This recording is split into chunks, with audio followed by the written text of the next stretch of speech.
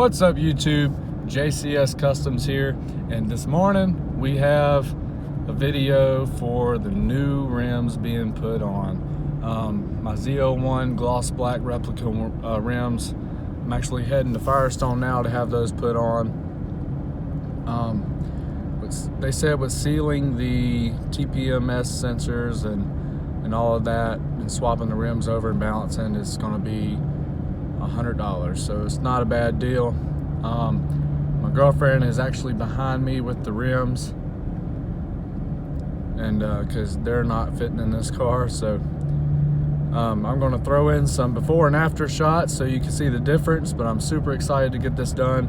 First rim upgrade I've ever done, so can't wait to see what they look like. Hopefully it goes well with no problems, so